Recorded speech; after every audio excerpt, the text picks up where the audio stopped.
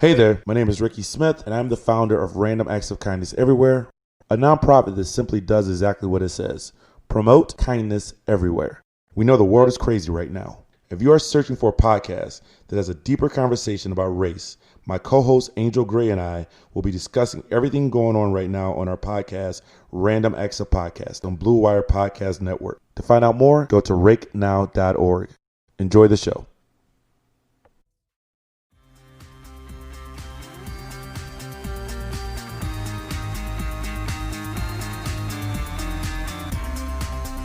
Hello, Hardwood Knocks listeners. Welcome to another podcast, our first basketball-centric podcast in quite some time. As such, I have a couple usual quick housekeeping notes to get through.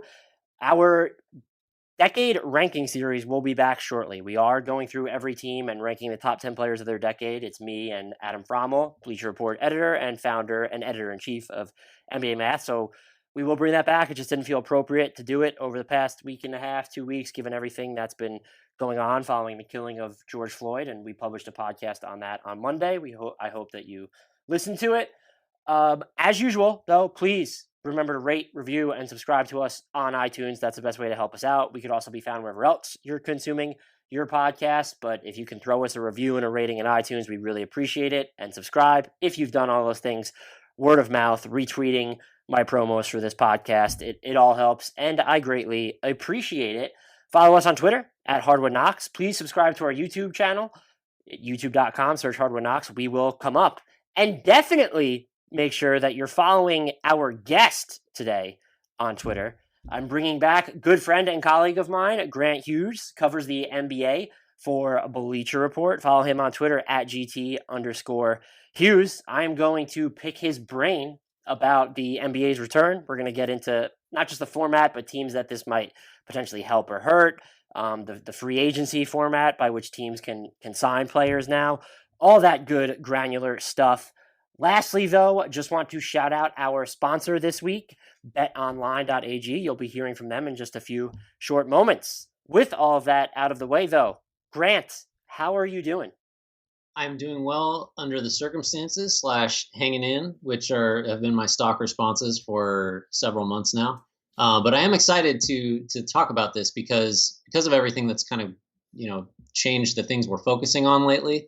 It is kind of nice to kind of come at this, new or resumption plan or whatever it's technically being called, kind of fresh, because honestly, I didn't give it a whole lot of thought for a while, but sitting down and looking at it now, it's there's definitely a lot of interesting things to talk about. So I'm excited to do that with you. Yeah, it can definitely be, insofar as as welcome distractions are appropriate now. I do think that that's what it absolutely can be. And the format that they ended up with is interesting. So like just a bullet points rundown of it. They're bringing 22 teams back. They will all arrive in Orlando at Disney sometime in July, where they'll have a training camp. I believe there's going to be 2 preseason games. Then there will be 8 regular season games. At the end of that time, if the 8th seed is more than 4 games ahead of the 9 seed, the 8 seed stays the same. That team is making the playoffs. If, however, the 9 seed is 4 games or fewer, closer to the 8 seed, there will be a play-in tournament where the 9 seed either has to beat the 8 seed 2 times in a row, or the 8 seed just has to win once, and they're in. And so I wanted to get your thoughts about where I think it's a twofold question. Is what do you think about knowing all the other proposals that were out there, whether it was 20 teams, bring back 16 teams, forget about conferences, just go with the straight 16 teams as well. Don't even go through the top 8 seeds in each conference.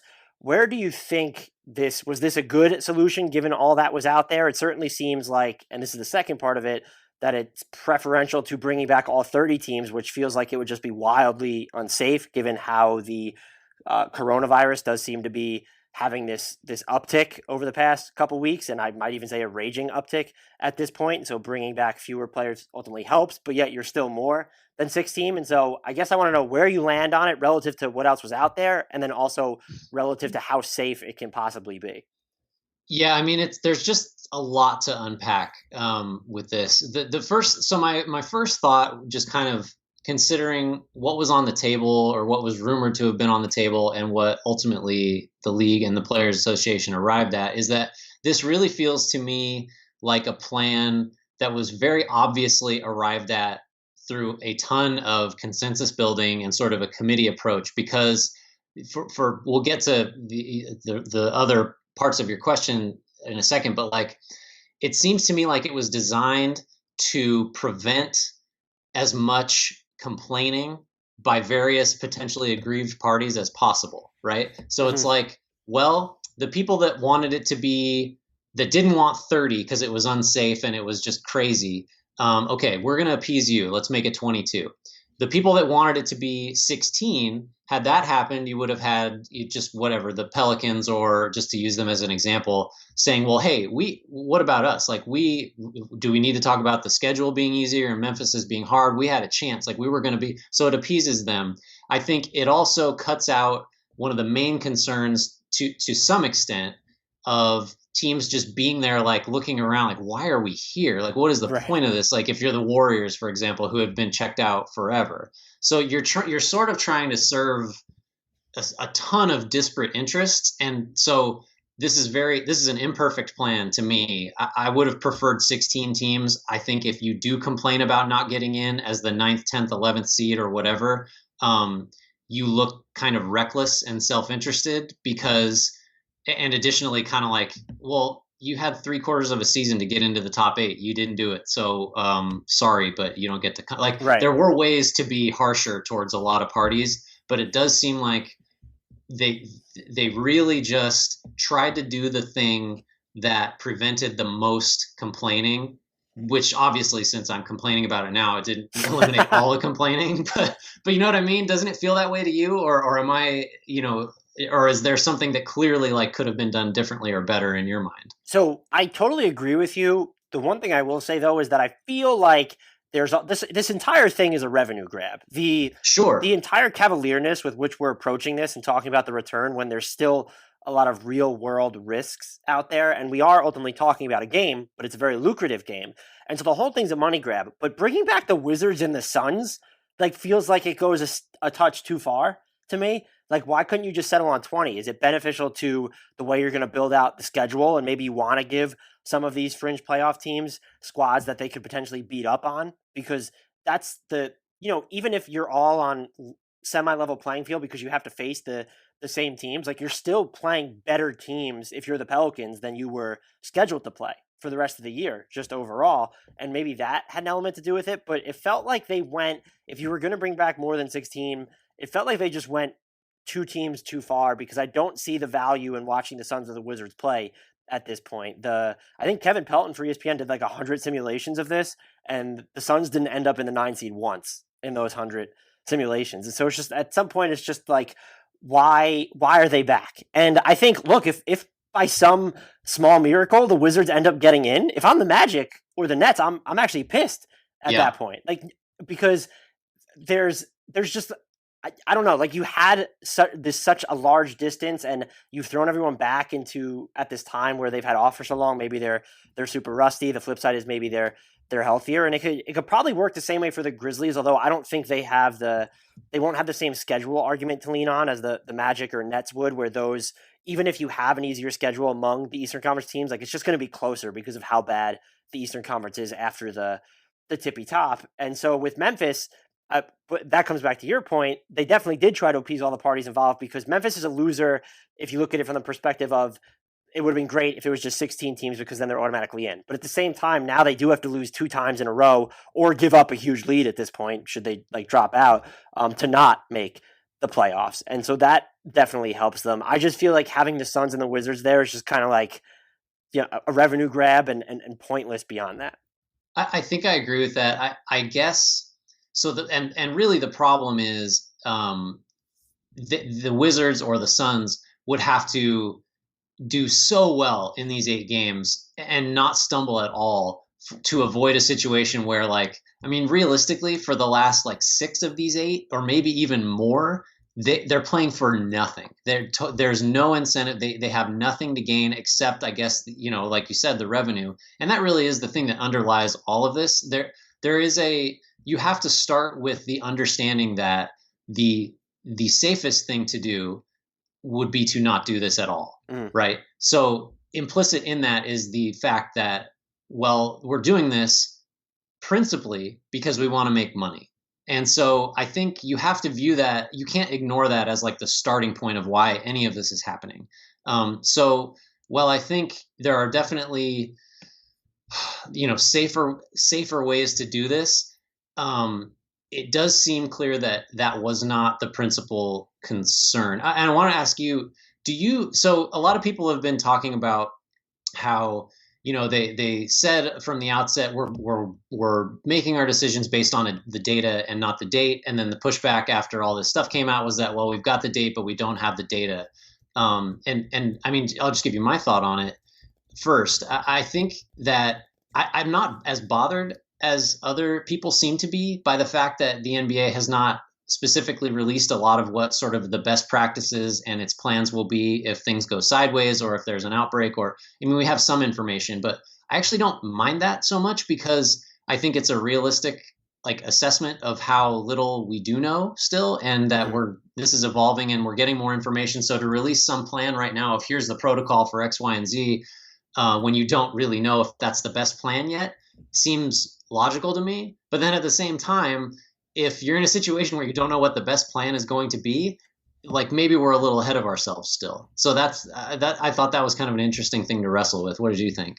No, I agree with you. And if you're going to base it on the data, my guess is, and I'm not an epidemiologist, so let's take everything I say with a grain of salt here. I would assume the two most important things would be testing capacity when you're looking at the number of tests that are being done in the United States per day, because there's an optics thing to this. You're testing NBA players daily, essentially, and then also contact tracing, because you need to figure out, is quarantining the player who tests positive enough, or are you going to be able to figure out when he caught it, whom he caught it from, whether his teammates are at risk of showing symptoms later on, as opposed to if they test negative at the time when a player tests positive. And I'm just wondering how you grapple with that, but you kind of alluded to it, the unknownness of it all. You can't just spur the moment all of a sudden be like, oh, we're getting enough tests done as a nation per day, let's just start up right now. There needs to be a plan in place. And so this is clearly not the most reckless way to restart, but there was no way to restart without some kind of ingrained risk. And I think the NBA is banking pretty roundly on the nation just being better equipped to handle positive tests a month and a half from now, because just from all the numbers I've been reading, we're still not really at where we should ideally be in terms of testing capacity. And then you are seeing a lot of the numbers go up where, today we're recording this on June 9th. It said, I was reading that Texas is at 63% capacity of its hospitals right now, which is pretty much the peak of where it's been throughout this coronavirus pandemic. And the cases per day continue to go up. So as the economy continues to reopen, I'm based in New York, and we're starting to reopen now as well. I still feel like there's an unknownness as to whether the NBA will actually start back up again, because if this thing does really return like a bat out of hell, and I do feel like a lot of people, maybe some experts, don't necessarily expect that to happen immediately, but if it does, I would think that it puts the entire return at risk, not just the approach that they're taking. Yeah, that's true. I think I'd been thinking of the uncertainty in terms of, well, what's going to happen if someone in the bubble, we have several cases. How is this handled? We know they're going to do a 10-day quarantine, and you've got to test negative twice before you can play again or be back with the team or out of quarantine or whatever. But yeah, there's still this overarching uncertainty of who knows what's going to happen as in the nation and across the world over the next few weeks before we start this whole thing. There could just be a set of circumstances where we say, actually, let's just not do this. But I guess I think probably you mentioned the testing capacity. I think as much as anything, the decision to sort of put out the data of when we're going to start, or the date, I guess, since I differentiated those two, and lay out some plans, had a lot to do with, I think people it felt like a PR thing to some extent. Okay, we don't look bad for hoarding all these tests when people can't get them. There's a certain, we look like we're not being irresponsible or selfish or unconcerned about the rest of the whatever. So I think that was a factor too. In addition to the money issue is just it could have looked a lot worse, I guess is what I'm saying, if the league had tried to start this any sooner. For sure. I do find it odd though that they said this is all rooted in data, their decision making, but like they haven't really talked about the data.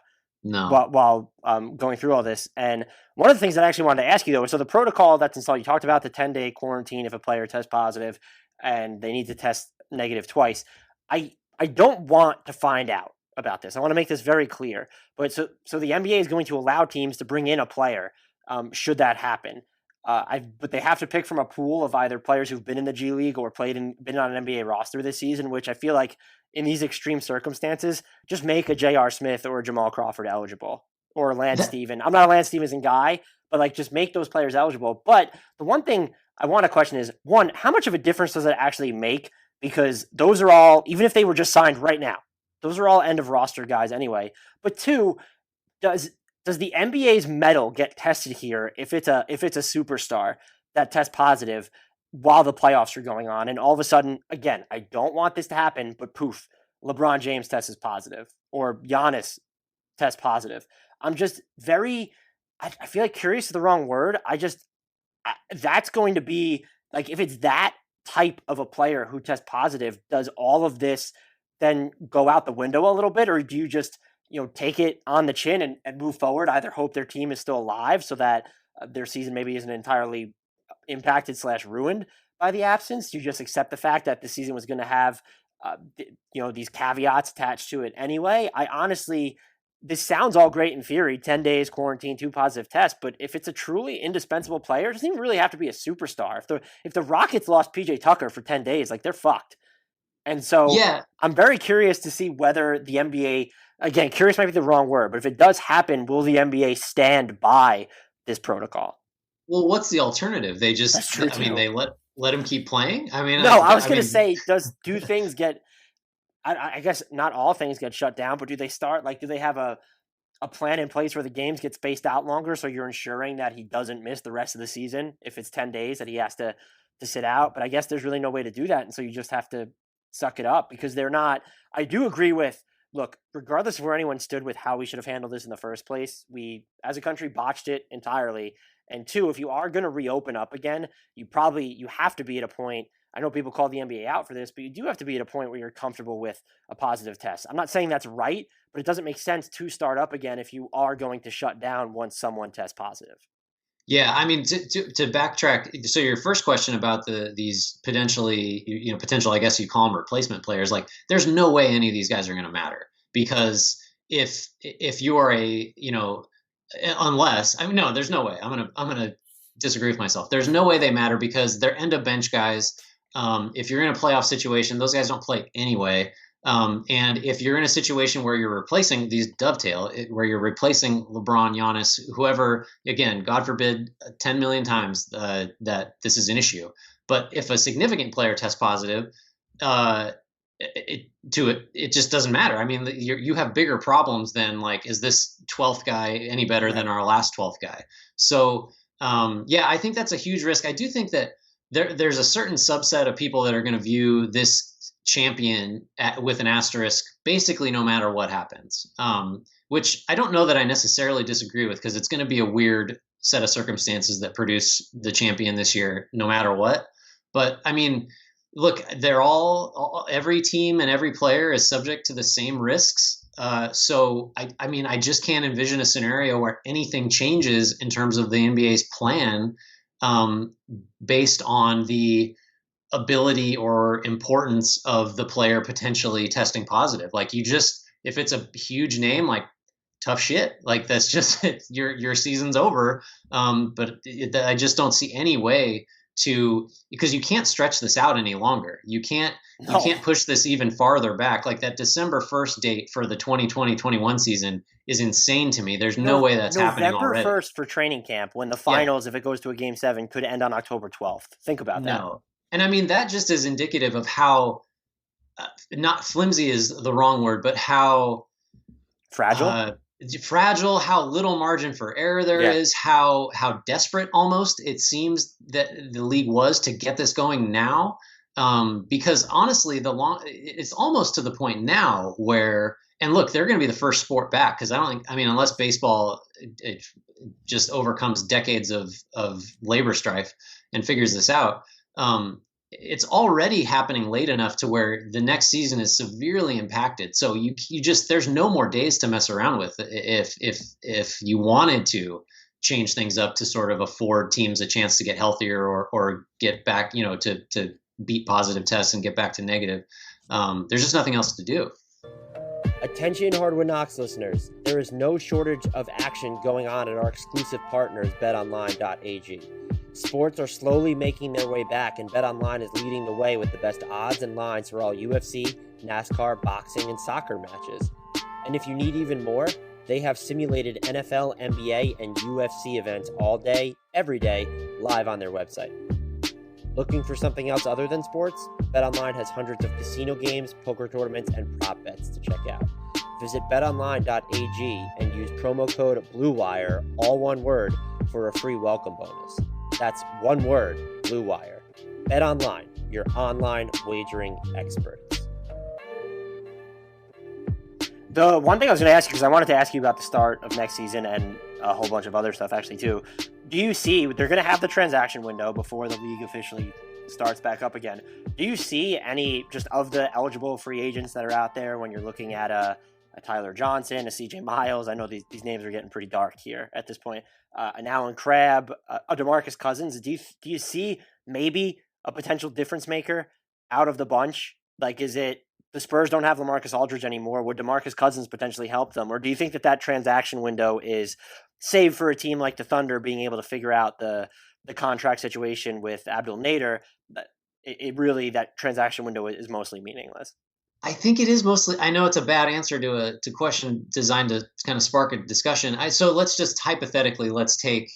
Jamal Crawford is a guy that people talk. He's not included. Wouldn't have made a difference in any real way, I don't think, to settling the standings and then the playoff race. So let's take Cousins, right? Like because I've seen him mentioned as someone that might make a difference. I just like, in what have we seen from and over the past couple of years from him prior to the knee injury, post Achilles? It's just like, there's just, the best hope, I think, is if, let's just say, Allen Crabbe somehow wins you a playoff game because he hits 9 threes, in 22 minutes or something. That's, to me, that's the only scenario where any of this matters. But again, like, if these guys really were primed to make a difference on a playoff team, they would have already been doing that, So I hate to cop out, but to me, it feels more like an opportunity for teams to, again, it's the appearance of fairness and giving everybody an opportunity to sort of come in with their,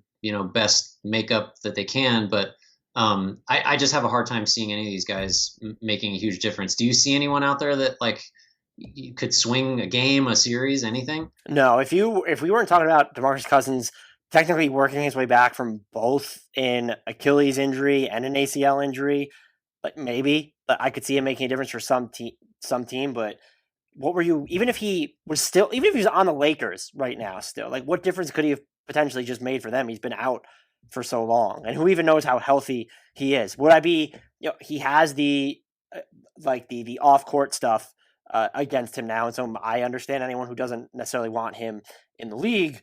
I would be interesting functionally, tactically, to see what he would look like on the Spurs, just because they seem like a team that could find utility in his skill set, but that's just assuming that said skill set even exists still. That's the thing, right? And yeah. So I just don't know. I mean, we've been talking about the Wizards and the Suns as, like, what are you doing here? The Spurs, I think, have joined that group now too. Right. There are Aldridge's on-off stuff was rough this year, and whatever. But this, with him not there, what are we gonna? Is Derek White gonna triple the incredible playoff breakout of last year? Jake don't Puddle. see it. Oh, hey, I love that guy. I've been working on a lot of free agency stuff lately, and I keep coming back to that guy, which maybe just speaks to the quality of the class, I guess. Yeah, I was about to say, he might be a top top 15 free agent this summer when you just look at the market of players, and then you have to kind of weed out, like DeMar DeRozan shouldn't be opting out of his contract in my opinion. It's going to take him more than 2 seasons to me to get that money back somewhere else. But Jakob Poeltl, though, he could end up being a little too high up there. Do you see? Let's start with the good here. Do any players individually or teams as a whole stand out as benefiting ultimately from this? What's going to end up being a 4-month hiatus? Yeah, so I think there are a couple pretty substantial winners. And the first is the Clippers as a whole, and it's only for one reason, and that's that if you assume that they're going to have to go through the Lakers to win a championship, now they don't play a 7-game series, quote unquote, at home with every fan in the crowd being a Lakers fan. Like, I think for the Clippers, getting a neutral site means a lot, because it's not an advantage, obviously, because that's not how neutral sites work, but it removes a disadvantage they were going to face. Yeah, but what if the Lakers bring their own court with them? Come on, Grant. If that happens, I mean, just let's scrap this whole thing, because that would be insane. I actually have heard that was something they were talking about, is shipping these courts to Orlando, but I'm out if they do that. I'm sorry to interrupt. Did you see what Nick Nurse was talking about when he coached in Belgium about how they gave advantage to teams that had the better records with the way they did the playoffs? I did. There's 4 divisions in the Belgian Professional League, and it was actually a benefit to the worst team. I misspoke. Yeah. Right. Yeah. So if a Division 1 team played a Division 4 team, the Division 1 started the game in a 30-0 hole, which that doesn't make. I mean, so no. Actually, before I want to talk about a couple other teams and players, but I don't think they should do anything for home court advantage. Do you? I think they absolutely should not. The other team is still losing out on, you're losing out on your 4 of 7 home games. They're losing out on their 3 of 7. And like you said, perhaps it's an advantage for the Clippers to play in neutral territory, but I don't know which teams you look at, particularly the underdogs, and say, well, they're going to be at advantage because they're playing in a neutral site. I don't know. Dallas, no. I don't know which team stands out. Yes, the Clippers, but the Clippers are going to also end up being the 2 or the 3 seed, probably the 2 seed in the West. And so now you're talking about a Western Conference Finals thing where you're going to give the Lakers more possessions, or do we put the Lakers up 10-0 to start the game?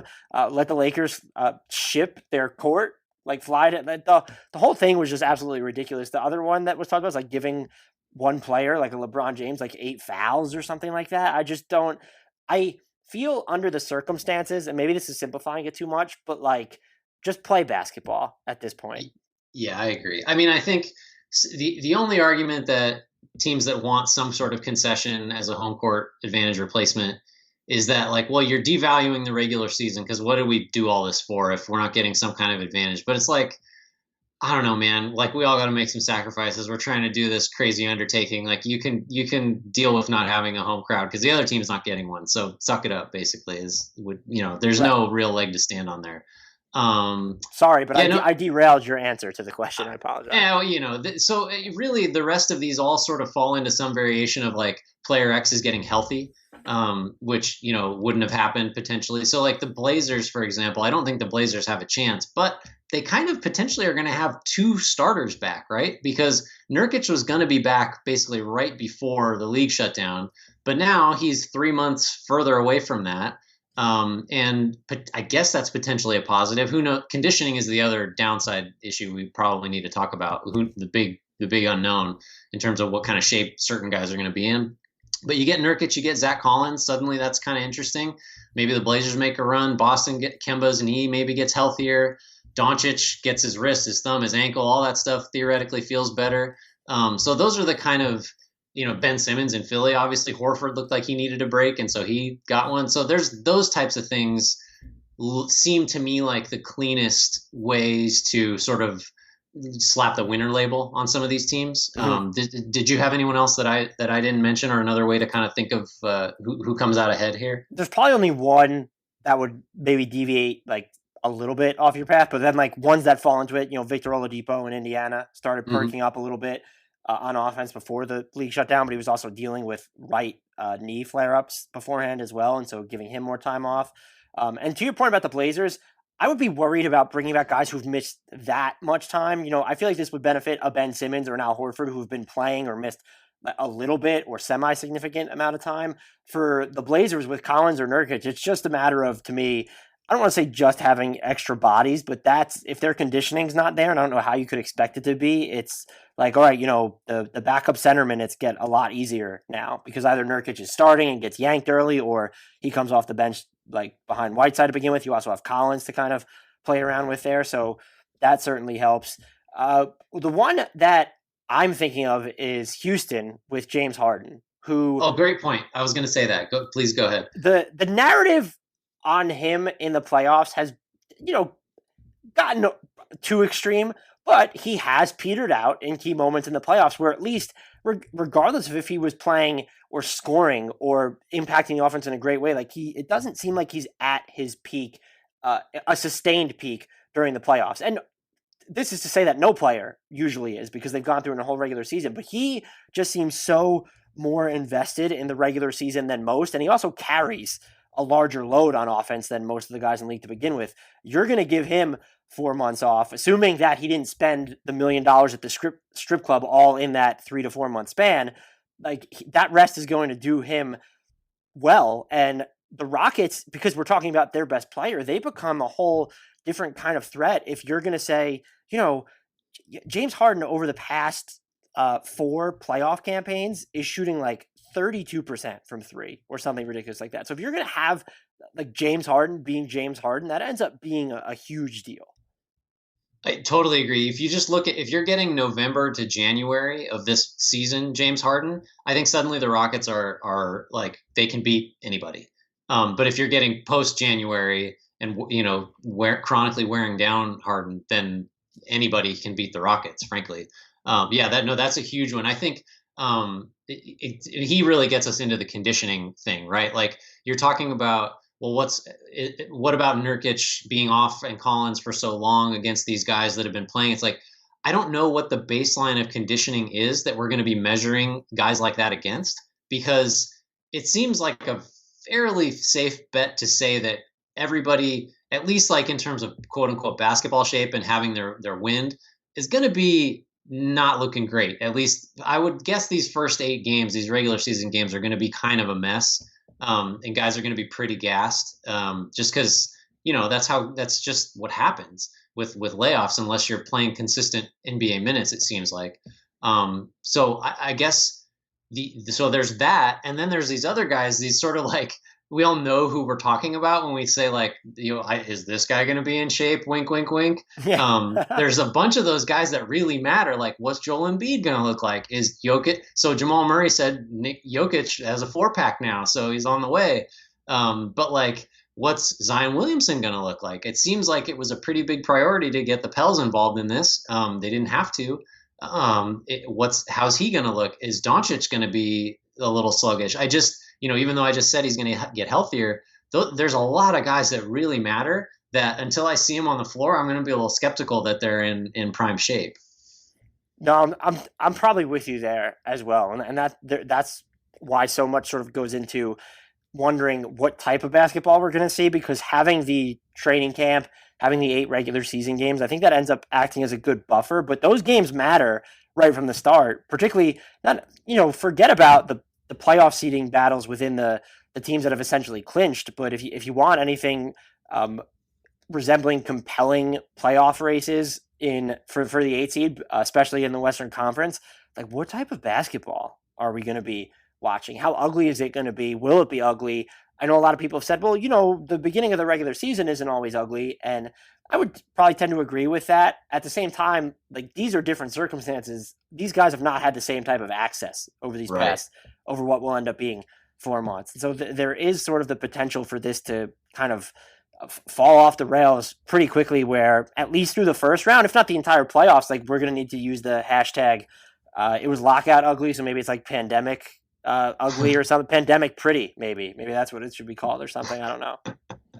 Yeah, no, you do see the data that it gets trotted out every so often, or maybe it was just this year that it got really widely circulated about how, based on the tracking information, the first X number of games of the regular season, like the first 10 or something, guys are moving way faster on average and covering way more ground. There's just like an exuberance that happens at the beginning of the season where guys are all over the place, and then it just tails off and it kind of levels out towards the middle of the year. So maybe I'm being too negative with this conditioning stuff, and maybe guys will just be like raring to go. And I do think, as much as we've talked about how the potential for like sort of non-competitive bullshit with some of these sub 500 teams being involved, like I do think guys are gonna. I think there will be a pretty high level of intensity, don't you? Like I can just imagine guys wanting to play, first of all, and some of these teams that thought they had no chance suddenly having a chance to play for something, and you can really go all out for 8 games and sort of see what happens. I do think there's the potential for at least some pretty high level competition in terms of like effort. I don't know what that says, but I have no idea what the quality might be like, though. Yeah, but if you're looking at especially some of the middle playoff teams in the West, the Oklahoma City, Utah, who if once we get to asking teams or players that this hurts, the Jazz seem like they're pretty adversely impacted by it. But the Nuggets, like who you end up playing in the first round, the Rockets, and the Mavericks, it really matters who you're going to play in the first round. So I feel like those teams are going to end up carrying. And there's a little bit of that in the Eastern Conference, but it might be the reverse, because if you're the Pacers, let's say, or the Sixers, do you want the 6 seed instead of the 5 seed or the 4 seed because it ensures that you don't have to play Milwaukee until the Eastern Conference Finals? I honestly don't know. And so maybe there's sort of that like reverse effect. But Brooklyn and Orlando, and I'll throw Washington in there, but that's more like, good job, good effort. You made it here. Congratulations. You don't want to finish in 8th if you're those teams, because you're just going to get absolutely demolished by the Bucks in 4 or 5 games in the first round. So there is the potential, I think, for teams to care. I just wonder whether that level of interest will translate into the aesthetics of the product. And I'm not even trying to be a pessimist here. I'm very open-minded to that. It could end up being just spectacular, maybe almost like nothing happened. It's just weird watching it in an empty gymnasium with like NBA 2K noise pumped through or something. So, but I'm hopeful that it won't be ugly. But I do think you're right. There is the potential for there to just be more engagement than there would be typically at the end of the regular season, where a lot of teams would be benching their best guys. They're going to be, one, trying to get them into shape. Like that's just ingrained into this model. But also, two, you have a very short amount of time to figure out some pretty big, important questions. Right. Yeah. No, I think that's a good. Do you want to get into who kind of not got screwed, but who kind of comes out worse based on how this setup looks? Yeah, I'll throw it to you since you are the guest. Is there any team or player that stands out as just losing in some form because of all this? Well, so the first thing, and this kind of ties into I don't know why I'm so obsessed with the home court thing, but like I think teams that are dominant at home for whatever reason, and we know the reason, I'll just say Miami. Like Miami has a killer home record because there's a few things you can do as a road team in Miami the night before. I think that's a huge part of it, that Miami's 27-5 at home and they're 5 games under 500 on the road. Yep. They don't have that now. The Sixers are the most extreme example. Actually, I don't know if you know this. Maybe you've seen this stat out there. So the Sixers are 29-2 at home, 10-24 on the road. That's the biggest split in home road winning percentage since the NBA started the 82 game schedule in 67 or 68. I forget what year. So like, I mean, they had to be the team that proposed shipping the home court. They probably wanted to like airlift the whole arena. Like I don't know how much to read into a split that's that severe, because like it's incomprehensible to me that a team could be that different based on where it's playing. But like, look, I mean, if the Sixers are 10-24 on the road, like these are road games basically. Like that's crazy to me. But like you said, the Sixers probably want to, they're figuring this out with Indy for 5-6. Like, you definitely want to get Miami instead of Boston in the first round, but then Miami sucks on the road too. I don't know. There's a bunch of weird permutations for that, but I think certainly like the West is more interesting in terms of seeding, don't you think? There's a lot more like, and Utah is maybe you want to give your take on Utah and sort of what situation they're in. So look, now you've lost Bojan Bogdanovic, and I'm just wondering if he has the surgery either just earlier in the year or as soon as the NBA is shut down. Because I think when when they closed the doors, it was pretty obvious it was going to be for quite some time. Was there a chance that he could have ended up coming back? And so I don't know. I honestly don't know. But if you made that decision quicker, would this have been easier? But now you're sort of the Donovan Mitchell, Rudy Gobert drama, assuming that it does exist, and I'm going to trust just based off who's reported that there was some tension there. I'm going to assume that there is or was. Like, now you kind of have to work that shit out. Will it manifest in any way on the court? Maybe not. Joe Ingles has said that it's going to be fine. We haven't heard anything about it in over a month, I feel like. But all those things are really coming back. And I'm very interested to see what Rudy Gobert just looks like playing after everything that's happened, because he's been used as a scapegoat for all this. I don't necessarily think it's fair. I also don't think that the jokes that were made were unfair. That's the risk that he took when he was so haphazard and didn't take it seriously in public. But he felt like he was, I don't want to say checking out, but he just wasn't up to his normal level on defense, kind of when the NBA did shut down. And so is this going to rejuvenate him? Does it throw him like off his game at all? I think you could say that about pretty much any player, but just because of the circumstances now surrounding him and the Jazz, I do think that their return is a heck of a lot more interesting, because now more so than ever, you need Donovan Mitchell and Rudy Gobert to just be at their peak, because you've lost who I think you can safely say was Utah's third best player this season. You know, the other problem they have is they pretty much suck against anyone they could potentially play in the first round other than Dallas. The Rockets, the Rockets smashed them. Well, the Jazz are 1-2 against Houston this year, but the negative 5.9 net rating, -4 against OKC, negative 4.2 against Denver. Even if there were none of this stuff, and I think the Bogdanovich injury is just like crippling. I think because they just don't have another guy that can do what he does. Unless Conley's all of a sudden Conley again, which you definitely cannot assume. Yeah, I just am not ready to go that way, or maybe like I don't know, maybe Joe Ingles just can play the 4 now all the time and replace him there. It just like Utah feels to me like a team that, I mean, you know, I'm sure they're glad to be here, but the vibe, like you said, all along just wasn't good. And now you got this injury, and also these head-to-head potential, matchups are definitely not favorable to them. I think too, like I'm skipping around a little bit too, but how do you think the Pelicans feel better or worse about this setup versus having playing out the regular season, if we imagine none of this ever happened? I'm assuming they'd rather play out the regular season, just because there is still a team in front of them. And so you just having more games will just give you the opportunity to create that separation. The upshot being there would be no play-in tournament if the regular season finished out.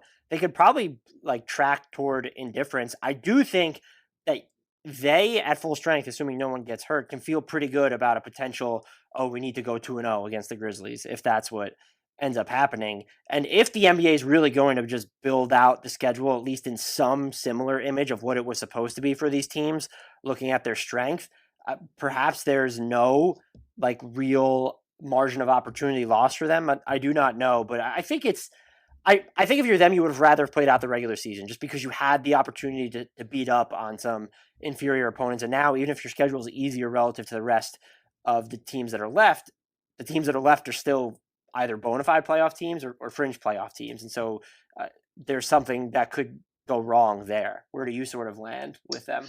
Well, so yeah, my first reaction was that, I'd be pissed if I were them, because, there were projection systems. I think Raptor or whatever 538, they had like a 60% chance of making the playoffs if the regular season. Yeah, I think they were 538 statistical pick to finish in the 8th spot when the. That's right, and I mean, and Memphis had like a 14%. It was something crazy. Everybody just thought Memphis was dead because of that schedule, which I think might have been overblown a little bit. You just can never tell what the last few games of a season are going to look like, who's going to be trying and who's not. Like, tough. You might catch the Bucks, but the Bucks might not play anybody, so it's hard to be sure. But I also think that, like, if you're the Pelicans, you come into this really probably telling yourself, we are absolutely one of the 8 best teams in the conference, based on, our healthy roster. And so it's just there in front of you. If you want to make the playoffs, you're going to have every opportunity. I think it's pretty hard for me to imagine a scenario where they're not in a play-in situation. I don't think, Sacramento and maybe Portland, but, who knows? I just think that they don't really have to be that good to keep within that 4-game window of Memphis, and I think they're going to get their shot. So I guess they can't be that upset. But that 60% figure really stuck with me as like, oh man, they probably would have made it if we just played it out. Yeah, no, that's a good point as well.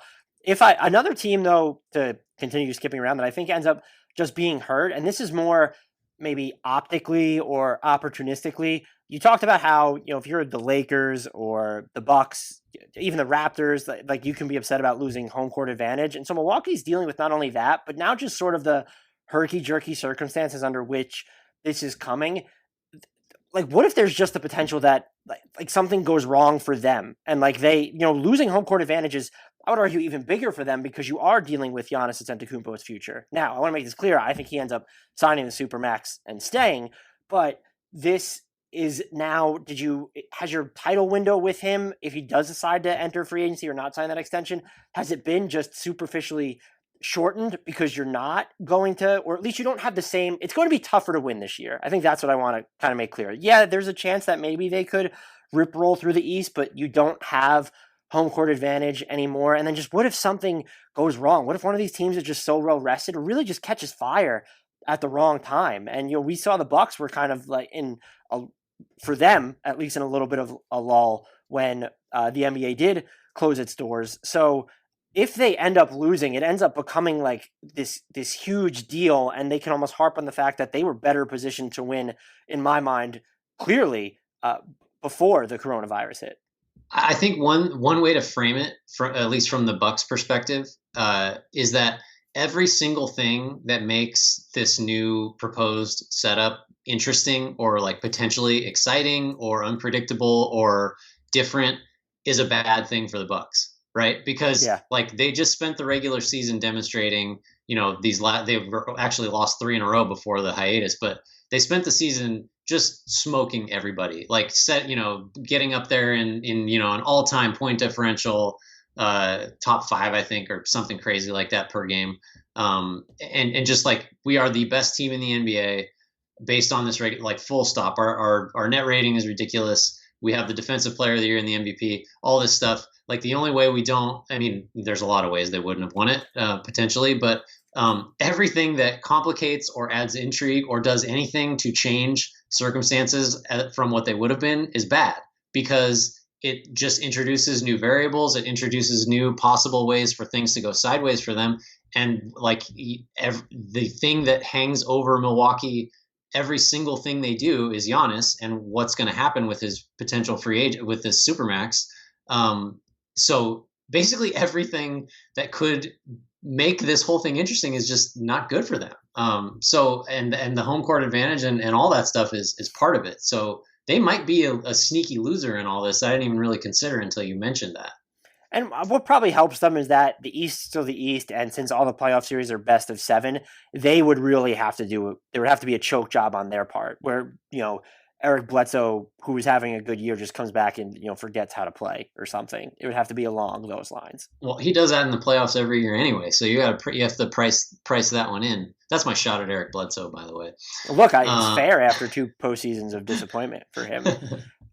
No, do you want to talk about, I just want to, so the Nets, Kevin Durant's not going to play. I have mixed feelings on that. What really? Do you think yeah, I do. And so I'll just give them to you now. Every time there is a significant injury to a player that he could come back and play, even if the games are not that important, towards the end of a season, I always think back to Paul George, who came back after the broken leg and played, I don't even know, it was like maybe 6 games or maybe even less than that at the end of that year.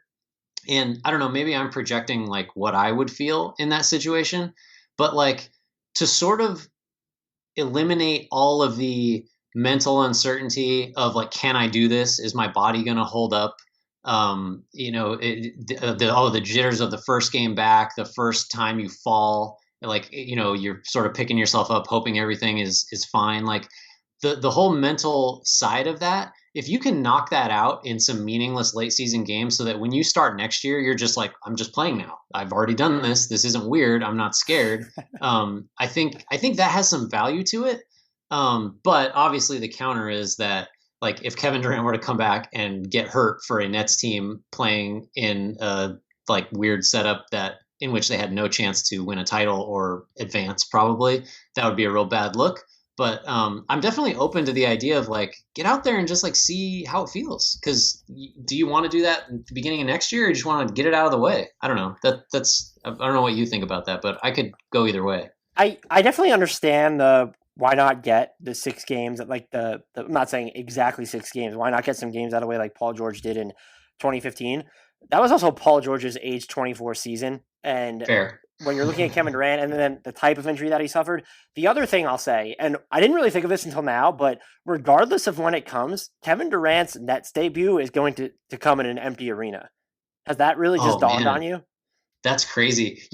Let's get super sidetracked. I've been watching some Bundesliga, so I can tell you you're hurting. if you pipe in that crowd noise, you can't really tell the difference. But yeah, no, that's definitely going to be a strange thing either way. Man, now I want to talk about the Nets because I just decided today that I don't think any of this is going to work with the KD Kyrie thing going forward. But let's get into it. The one thing I want to say though, I want to focus on the pumping crowd noise. I don't know that they would ever do this because you've covered games, like some of the stuff that's said on the court, like even if you set up a last dance style separation where you have the channel that's, parental advisory where explicit content or whatever, like that stuff cannot hit the airwaves. And I still want the players just to be mic'd up. I want to hear we can hear it if it's empty anyway, like you don't need to have them really mic'd up, but if you mic them up, maybe they'll be a little bit more cognizant of what they're saying, knowing they're mic'd up, because there are players that are mic'd up throughout the season and then they cut clips and they'll show them to the fans. I want to hear it. I want to hear what's actually going on the court. And maybe that same intensity is difficult or impossible to duplicate since there is no fans or organic noise in the arena then. But let's just try it. Like, let's do something that's entirely experimental here. So I am sort of in principle. I hate the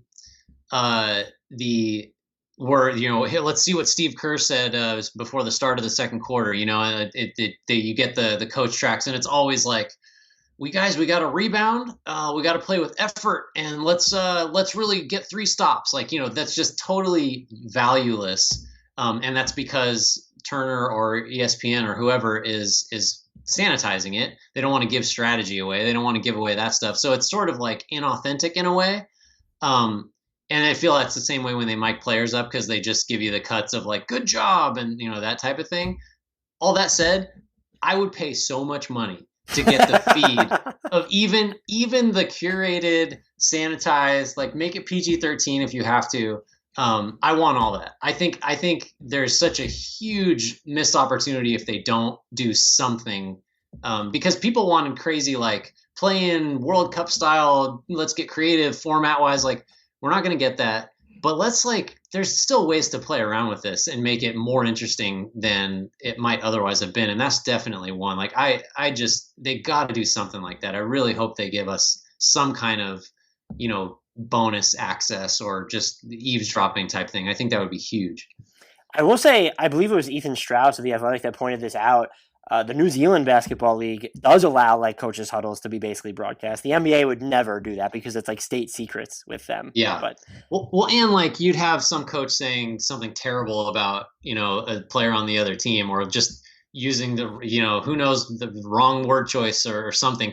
A guy could totally get canceled just for yelling in a huddle. I don't think the players want any of that, but like, look, we do this. They already do this. You just have the network scrub it, just clean it up. I'm willing for it to come on a little bit longer of a delay if it means that we get something resembling that. And to the coaches huddle point, like maybe we need to figure out if certain coaches, if not all coaches, are actually even going to be allowed in the team huddles at this point. That still seems to be a little undecided. But hey, let's talk about the Nets. I was going to ask you how mad Kawhi Leonard is that there's going to be no offseason this year, and that the NBA was talking about trying to condense the schedule, because I thought maybe this would be the impetus to, could they just switch to starting around Christmas permanently? But given that they're trying to start next season December 1st, and they've talked. I believe this was who was talking about this. Was it Bobby Marks was talking about it, or maybe it was Woj? It was one of the someone at ESPN, I believe. Oh, it was Tim Bontemps of ESPN. Said that Hawks general manager Travis Schlenk said on a conference call with reporters this morning that the NBA has indicated to the league's GMs that next year's schedule could be condensed in order to try to keep the league as close to its usual timeline as possible. Does condensed mean more back-to-backs, more four games in 5 nights? Does it mean a shorter schedule? I'd argue the former, given how much the NBA cares about its revenue. That's just something I found, if we wanted to quickly touch on that, I found it just a little bit fascinating because I thought maybe but maybe they've perhaps already gauged the players' interest in starting around that time, Christmas permanently, and they've just decided it's not an option. But it does seem like they're really trying to stick after this season to the normal schedule, or at least try to get back to it relatively soon. So I feel like because I saw that too, I felt like there was just something I was missing, like not understanding about what the league's priorities were. Like it seemed like load management is an accepted thing now. And if anything, all this talk about shortening the season was a huge topic all this season, more than it ever been before. Just the Christmas start, everybody was, I think, rightly targeting that as like, well, let's if we're going to tweak something, let's do that. But I think, and this is a cynical way to look at it, but it's also the same reason we're even talking about this at all, is that the NBA, I think, wants to get the money that it can get.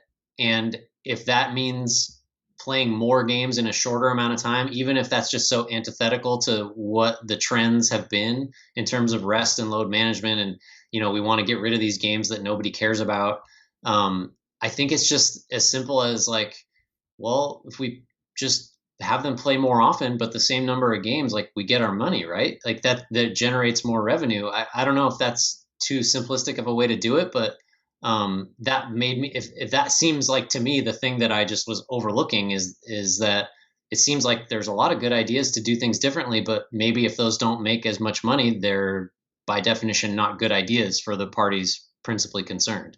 I agree with that latter sentiment. I think that's absolutely what it is, because there's definitely validity to fewer games because it's going to make said games matter more. Yeah. But fewer games means, like that's going to impact everything, I would think, from the TV deals to just the gate revenues as well. And so I would agree with you that maybe the NBA kind of views it as a non-option at this point.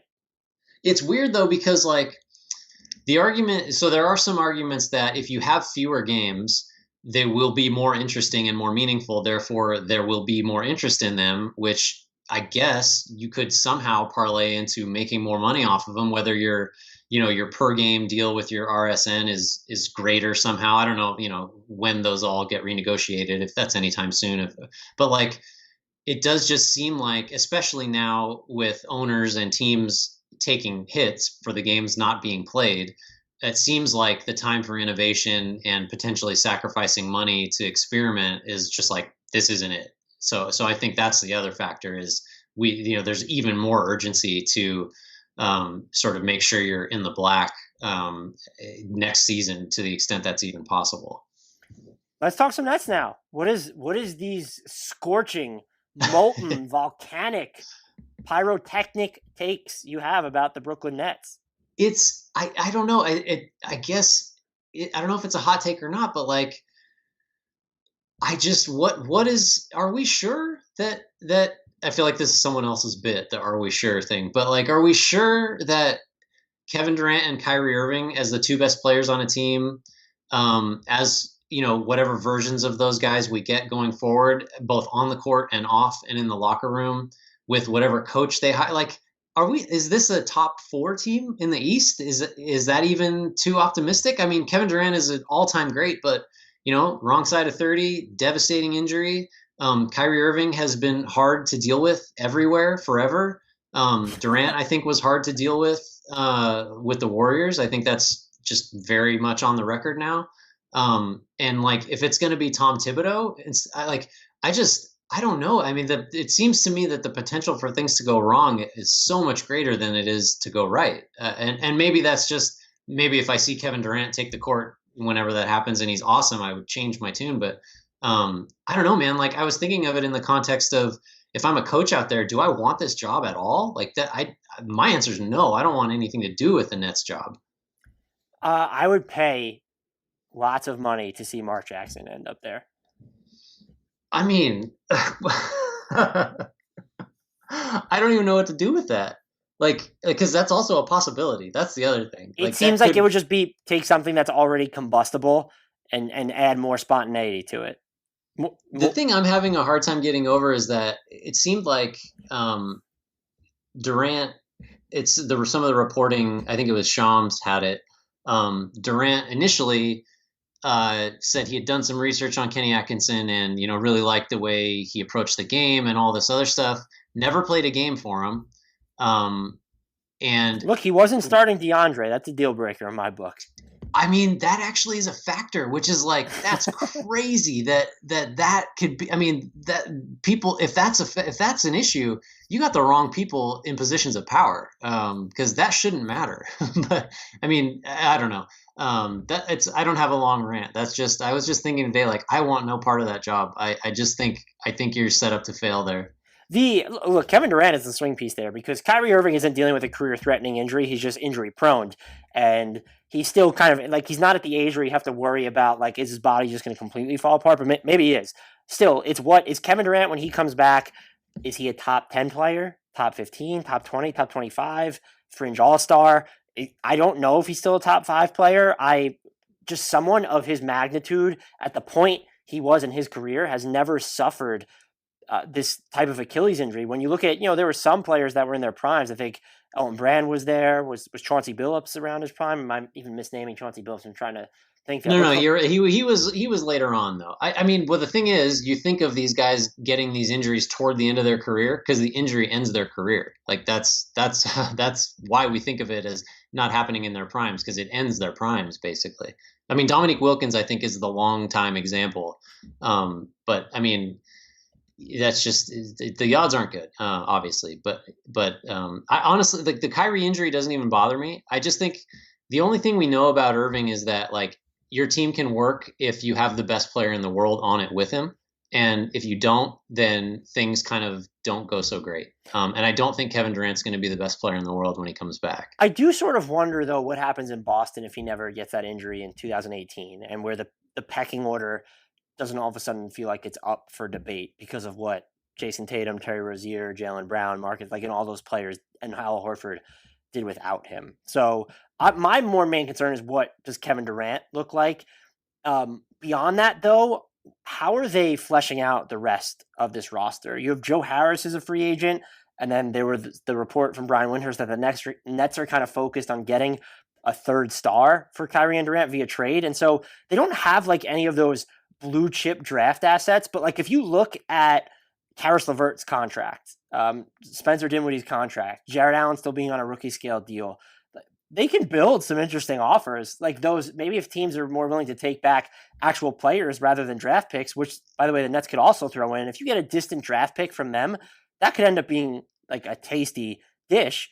Sort of just the Lakers Pelicans trade, where that 2024 / could be 2025 first round pick, LeBron's going to be like 80 at that point. Is he even still going to be in Los Angeles or playing at all? So they could build some interesting packages, but are they so in a rush to get a bigger name or someone they deem just better fitting with Kyrie and Durant that they're going to end up making this impulsive move? And that's what it felt like with Kenny Atkinson to me. It felt a little short-sighted. And if they do make a trade, who is it for? Because, like, there's not a third star out there that, let's say they could get anyone that's going to crop up on the trade market realistically. Does Drew Holiday put this team over the top? Does Bradley Beal put this team over the top when what they seem to need is kind of like a lockdown wing defender who can play combo forward? And that star just isn't out there for them to kind of get. And so to me, they have a better chance of being fine if they don't do anything. Bring back Harris, see what you kind of have. If there's a move out of the blue where you can get, I'm just even struggling to come up with a name because it just doesn't, they need such a specific type of player.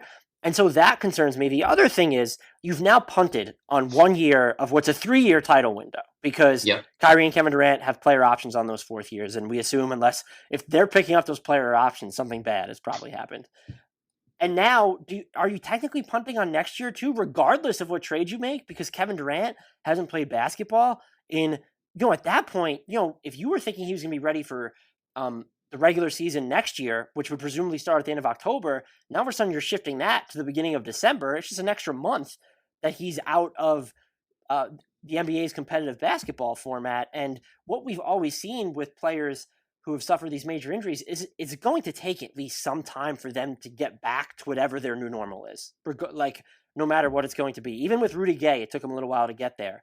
So are you sort of punting on next year a little bit? Because even if Kevin Durant is really good, it's his first time playing with all of these guys. You didn't get that buffer year like it seems like many of these super teams need. The Golden State Warriors, when Kevin Durant went there in 2016, being just an exception, where if all the pieces just fit so seamlessly, they were dominant right off the bat. This seems more like most of LeBron James's teams situations where he changed squads, going to Miami, back to Cleveland, then then to LA. They needed a little bit of time to mesh. And even that LA team never really got off the ground before they traded for Anthony Davis. So there's a chance that if you don't want to use the word punt here, there's a chance that you've now lost 2 seasons of what was effectively a 3-year title window.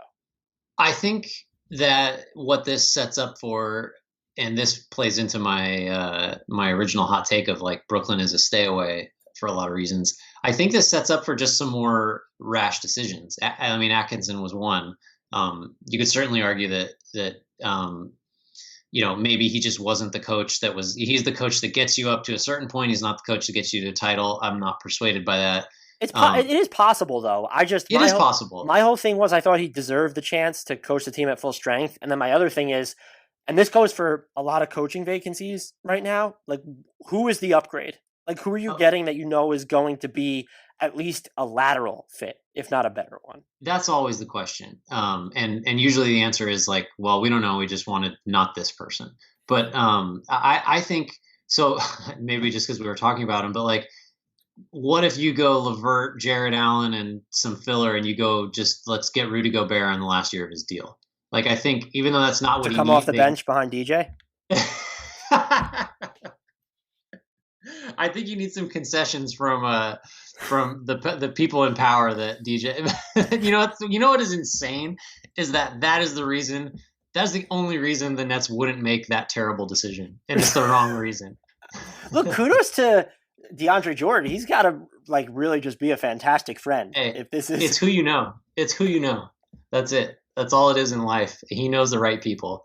I don't know. We've probably talked a lot more on the Nets than I anticipated, but sorry for the hot take. Well, it's funny that you said you didn't have a long rant, and then I ended up going on one about the Nets who I did not plan to discuss.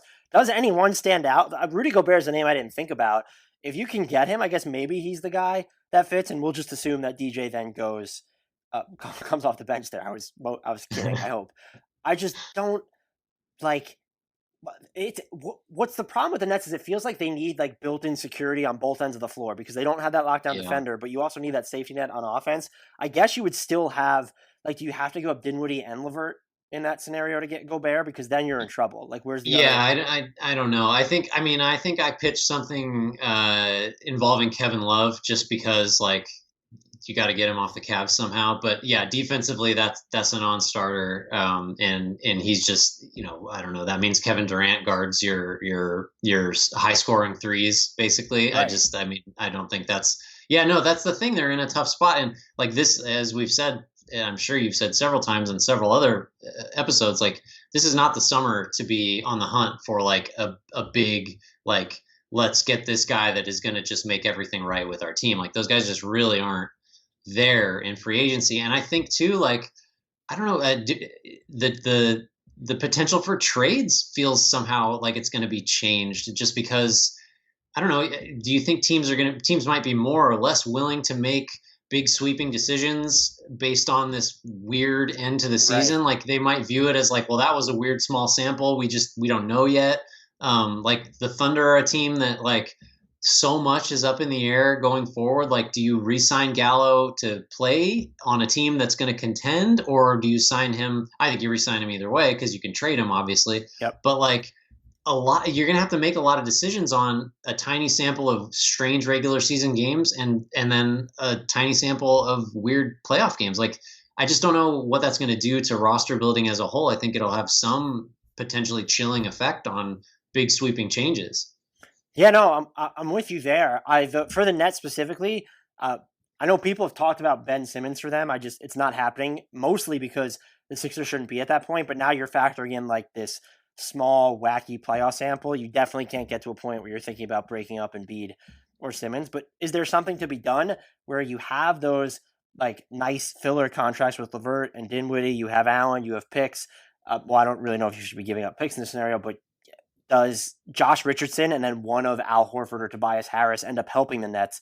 Those contracts aren't great, but are they better fits for what they're trying to build around Kyrie Irving and Kevin Durant? Someone like Josh Richardson would be perfect. So that's just speaking aloud, but I feel like that would be the level of deal that's out there. And then what they would need to give up to get a Bradley Beal or even a Drew Holiday, I'm just not sure it ends up moving the needle enough for them. Like that defense all of a sudden gets incredibly rough if you have a Beal, Durant, Kyrie Irving team. No, yeah, that's the thing. I mean, defensively is where they need to improve, and it's just I just don't know. I don't know where you get it. Like, well, are they a tax team? What do they have? The full mid-level or the mini? They're going to be the mini mid-level this year. So that's not going to do anything for you. Like, someone like Derek Jones Jr. Might be interesting if you're just trying to. I mean, maybe you want to play a bunch of zone with Durant and Irving, and he would definitely make your zone really good. But like mini mid level is not going to cut it for him. I don't think. I'm looking through free agency right now. I don't see how you do it. Yeah, do you even get a Justin Holiday for the mini mid level at this point? I don't know. I don't think so. I mean, like I honestly don't know that Kent Bazemore would be gettable for the mini mid level. Right. I think he might get more than that. Maybe you go. Is DeAnthony Melton he's restricted, right? Yeah, they're not. Mini mid level is not going to. He can only make a certain amount, but he's getting more than the mini mid level. Yeah, anyone that you could talk yourself into helping. I don't know. Yeah, I'm coming around to you just keep Harris for probably whatever it takes, and then you just hope somebody is interested in a package of Dinwiddie and Allen or Karis LeVert and Allen. Even though I don't know if I want to trade those guys. Because of what you just said about this title window is now a third the size you thought it was. And I don't know what the ceiling is, but the ceiling on these Nets is not as high as I think they would like. No, it's definitely not. It'll be fascinating to see how it plays out for them.